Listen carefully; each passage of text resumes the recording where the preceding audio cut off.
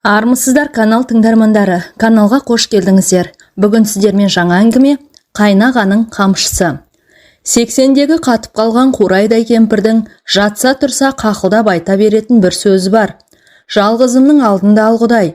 5-6 күміс тиын қадаған шолпысы, қураған шөпке ұқсап шолтиып қалған бұрымдарында өлімсірей сылдырлайды. Сала құлаш тоқпақтай бұрымдар бар кезде шолпының сыңғыры өзгеше еді. Аяғына жұққа бөз шылғауын орап мәссін киді. Сыртынан галошын сұғып шапанын бүркеніп, құмғанын алып шығып кетті. Шапанын сүйретіп келе жатып сүрінді. Құдай, жалғызымның алдында ала көр. Дәрет алып болған соң, дауыстап кітап оқып отырған қызталақ немересінің қасына жантайды. 8-9 жасар аяқ қолы шілмеген қыз, мұрны біздейіп кемпірдің аузынан түсіп қалғандай. Осы қарағым оқымысты болады-ау. Дұрыс, ала қағазды айналдыра бер, сонда қор болмайсың деп, қызталақтың ақшылтым айран ес шығатын бұрымдарынан құшырлана искеді. Қойшы әже, қытығым келеді. Әже, әңгіме айтшы деймін. Баяғы ашаршылық жылы.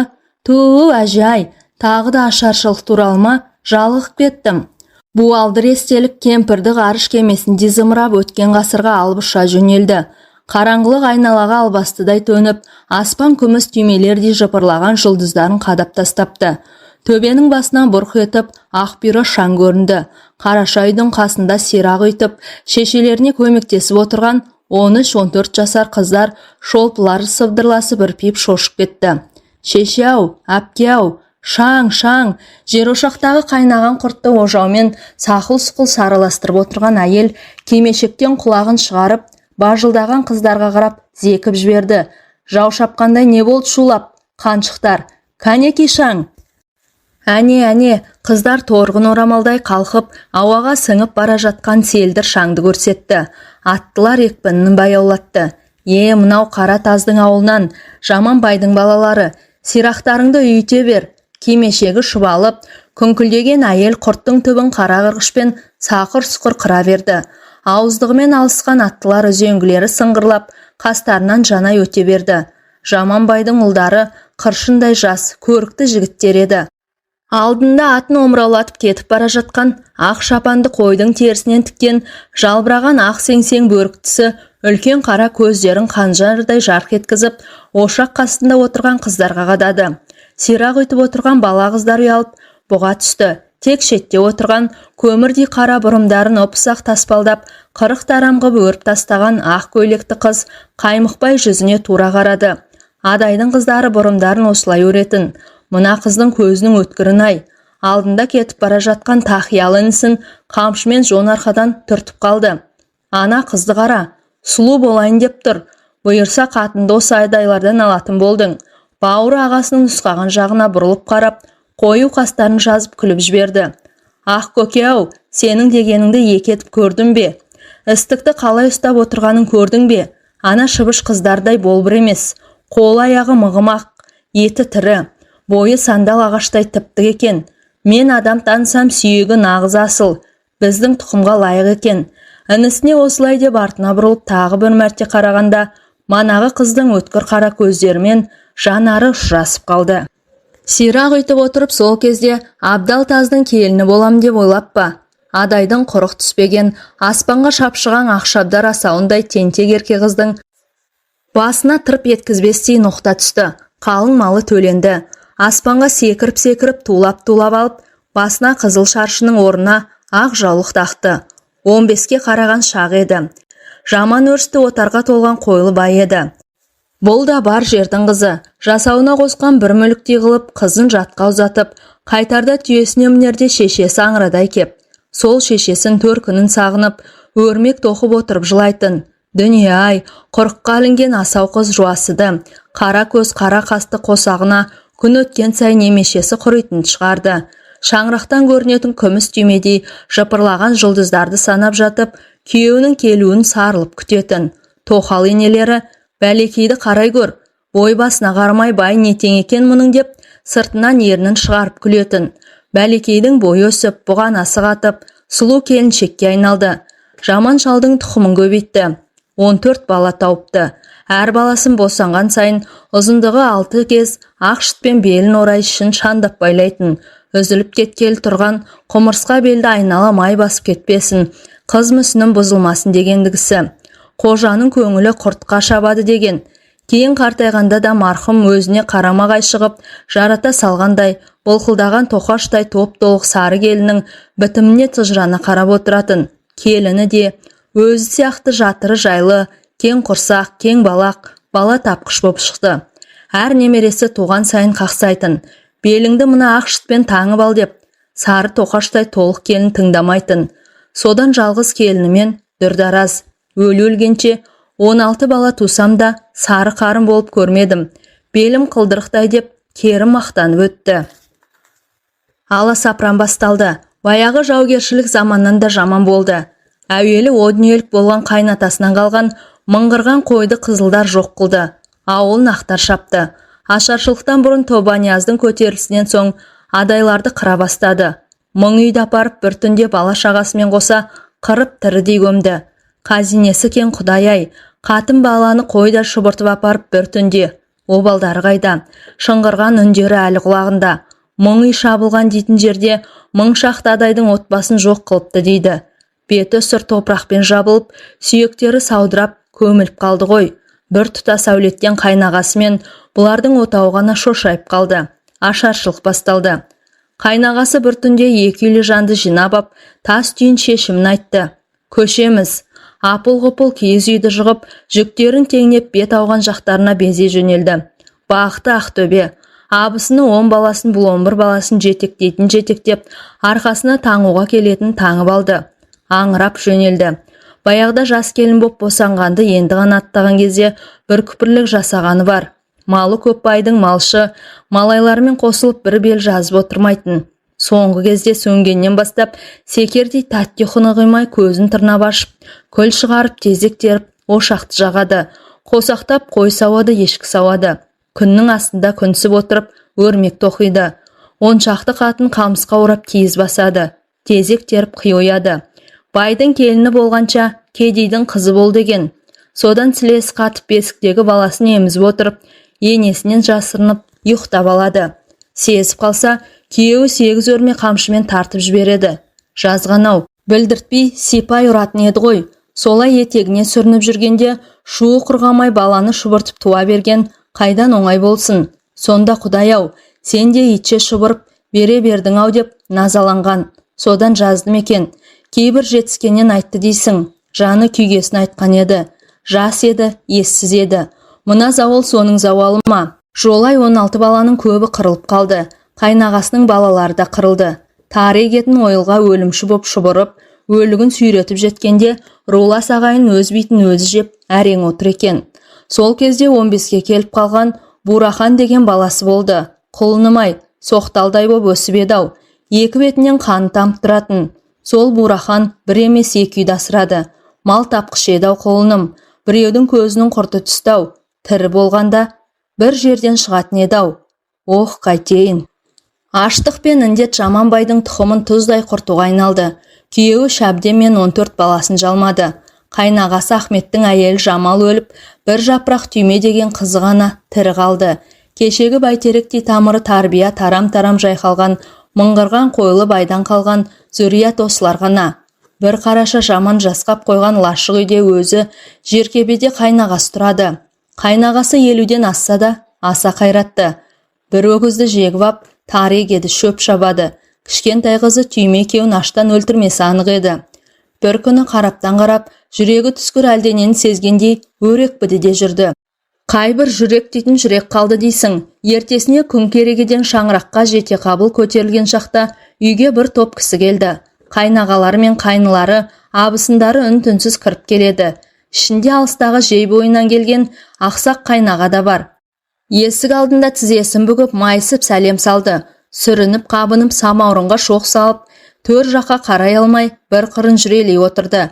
Жаманат хабар айтайын дейтіндей. Байы мен балалары әлдеқашан опат болған. Тұл жесір.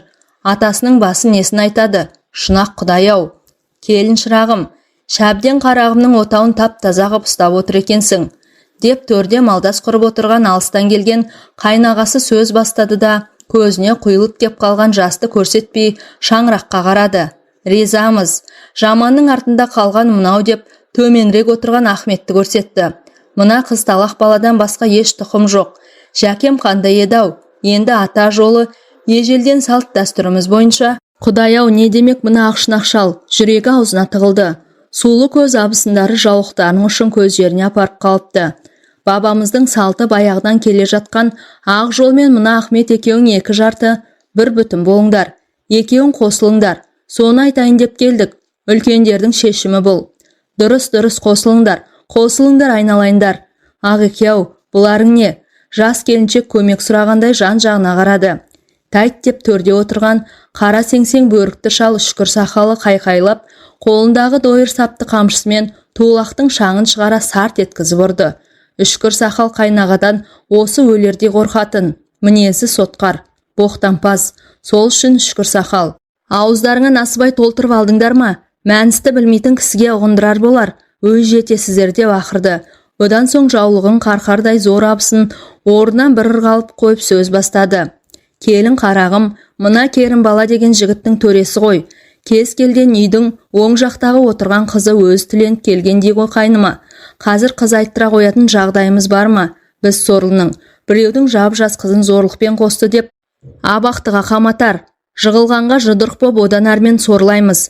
Қайбір жетісіп отырмыз, қайбір жетіскеннен келіп отырмыз. Әмеңгерлерің көп қой, сенің де басқа да деп тілді кемпір жағалай отырғандарға қарады. Бірақ бәрінің басы бос емес. Бір қайныңа таңдап тисен қанекей, онда арман бар ма? Өйтсен қайныңды екі әйел алды деп соттайды. Ит жеккенге айдайды да жібереді. Адайдың асау болғанмен ақылды қыз едің. Елге ақылды тентек атанып едің. Ақ екемнің оты бір жола күл болып, өшпесін десен көнесің. Туларсың, бірақ көнерсің. Көнбегенде қайда барады? Ақ екемнің артында тұяқ қалмай қараша үй құлағалы тұр. Көнгенде қандай? Қазір мына молда бала неке суын ішкізе қояды. Ойбай-ау, бірің күндей боп шыға келесіңдер. Қонақтар дәм ауыз тиіп шығып кеткен соң басына шапан жамылып, үйден шығып жүре берді. Қараса қолына отын буатын ала арқанды ұстай кетіпті. Бет алды жүріп келеді. Есім ауысқан шығар деп ойлаған. Құдай-ау, үлпершектей 14 баламды алғанда сауын айтпап едім. Бауыр етімдей болған байымды жалмағанда да үндемеп едім. Құдай-ау, Құдай, мұның не? Қайнағаңмен қосыл дейді, қойнына жат дейді. Масқара-ай, сұмдық, қасқау, менен басқа осы тазда ұрғашы құрып қалды ма? Айдалада дауыс етіп, ойбайлап жылап келеді. Сөйтіп төбе басындағы бейітке жеттен тігіп, Бураханның бейітін тауып алды. Жарықтық әкесі екеуі бір жерде томпиып жатыр. Жолшыбай қолын білегін бұта жарып, тырнап тастапты. Қаны шығып тұр. Қанын етегіне сүртіп, көзінен сорғалаған сорасын жаулығының ұшымен сүртіп, әй бір аңырады дейсің. Ішіндегі шерін әбден тарқаттай кеп. Ашаршылықта өлген 14 баласын жеке-жеке атап шықты. Жылап отырып бір шетте абысының бетіне көз түсіп кетті. Жүрегі шым ете қалды. Домалақ абысыныма да дұға оқымаппын ғой. Жарықтық керім ақ көңіл еді. Айтпақшы домалақ абысын, сенің күйеуіңе байға тиін деп жатырмын. Тағы да жылады. Тағдырға қара қазандай өкпесін айтты. Абысын екеуі шүйіркелесіп сырласатын. Біздің қайнағаны сүйетін еді ғой. Бетім-ау, не деп кеттім? Енді менің күйеуім ғой. Қайнағасымен бүгін түнде қосылатын есіне түскенде аза бойы қаза болып тітіркеніп кетеді. Тағы да иығы селкілдеп кемсеңдей бастады. Осылай отыра берер ме еді? Бір кезде бір қара құс тап қасына қалбаңдап келіп қонды. Шошып кетті. Қасқа мынасы несі? Ақырын орнынан тұрды. Жылай-жылай қабағы сып, домбығып кеткен. Ішкі сарайы босап, тұла бойы жеңілеп қалыпты. Етегін қаққыштап жалғыз аяқ сүрлеуге түсті. Бір-екі бел асқан соң ауылдан түтін көрінгенде қарадай қысылып ұяла бастады. Қой, бір құшақ отын ала барайын. Мынаның есі ауысты деп жұрт әңгіме қылар тағы. Отының есік алдына әдейі дүрс еткізіп тастады. Жеркепенің есігі ашық. Түймеш қарағымның да қарны ашып қалды екен. Таңертеңгі сауын пісірілмеп еді. Мә, қайнаға бар екен ғой. Қайнағасы несі? Ойбай, ол қызы таңертең абысындар біздің үйде бола тұрсын. Жалғыз өзі шықса болатын болды деп алып кетіп еді ғой. Жырпылдап, есім аусары осы менің. Күн батысқа қарай зымырап барады. Жеркепе жаққа жек көре қарады. Ана көрдей қараңғы жеркепенің ішінде жатқан түкті бет қайнағасымен бүгін түнде қойындасатыны еске түскенде денесі қалтырайды. Ызадан қып-қызыл болып кетеді. Кеңшілігі көп, Құдай-ау, осы кісінің жүзін өмірі тіктеп бір қарамапты. Қарсы келгенде екі бүктеліп сәлем салып бүккенде берсем, немді көрейін. Тек баяғда қыз кезінде ең алғаш көргенде ондай көз үлкен кісіні бұрын соңды білген емес. Мені тентек дейді, адайдың қызы дейді. Пішту ерегіскенде еліме кетіп қалайын ба? Бірақ қайда барамын? Маңдайымды сүйейтін кім қалды? Аштықта баудай қырылды ғой. Қайтып келген қыз шиеден тысқары деген деп мырс ете қалды. Өзін өзі аяп мүсіркей күлді. Кенет тұла бойына бір күш құйылғандай қайраттанып ширап сала берді. Осылай отырып, аяқ астынан өр мінезіне салып, арқа ұстағандай көтеріліп кететіні бар. Мен сендерге тентектіктің не екенін көрсетейін. Үйдің іргесінде тұрған шылапшында кеп, даңғыр еткізіп, лашықтың ортасына қойды. Шоққа бір шелек суды қайнатып, лыпасын түгел шешіп, жұпар иссабынды көпіртіп, шомыла бастады.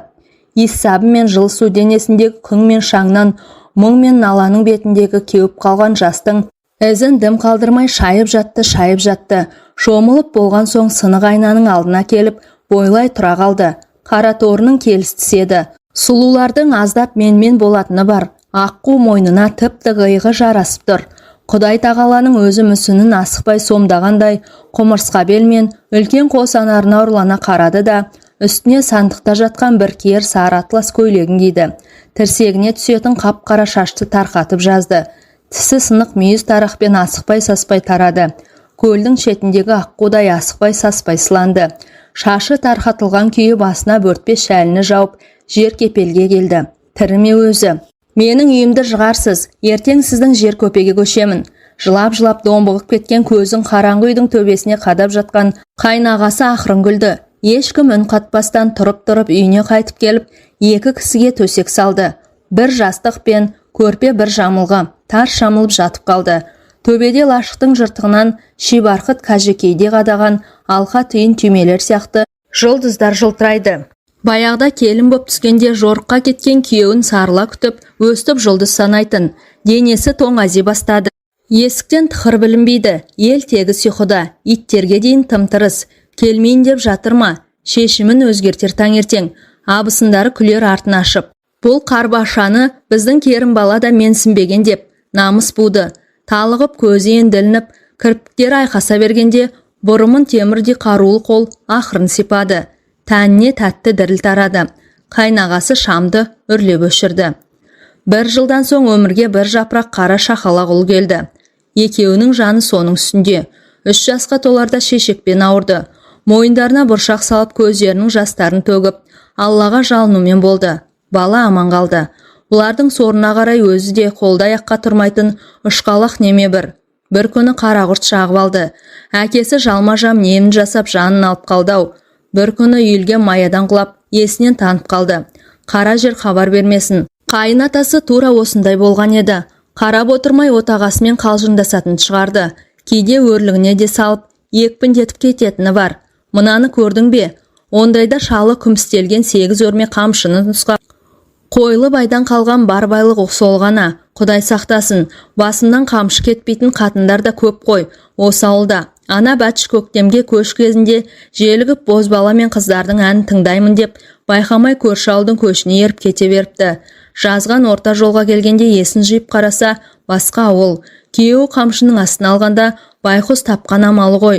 Жасауына келген сары інгеннің бұтына тығылып аман қалыпты. Біздің үйдің кісісі-ау, несібеңнен құрқалайын деп отырған жоқсың ба осы? Аузыңның салымы жоқ адам болады дейді. Отағасы мырс ете қап тағы да ала көзімен күміс қамшыны нұсқады. Жоныңнан таспа тілермін дегені, бірақ көз аймалайды. Құдай берейін десе қиын ба?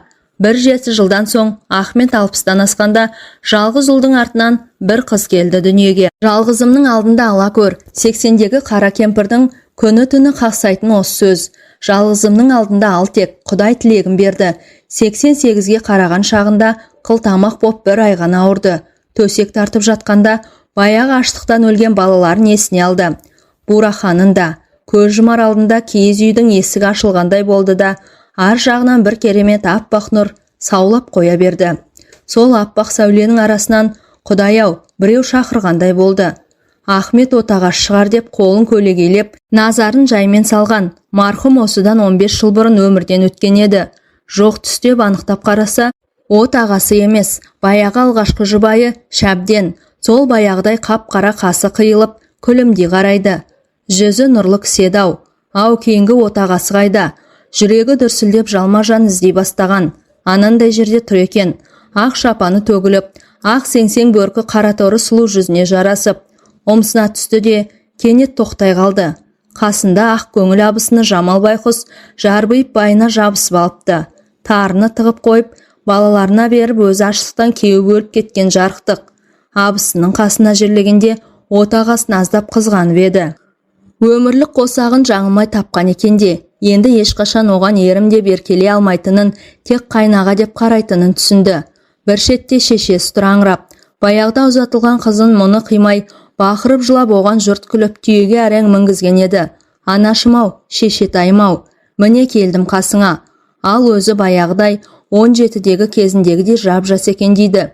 Үстінде қос етек көйлек, көк кәжекей, қолында қос-қос білезік, алдында самалдай аппақ нұр.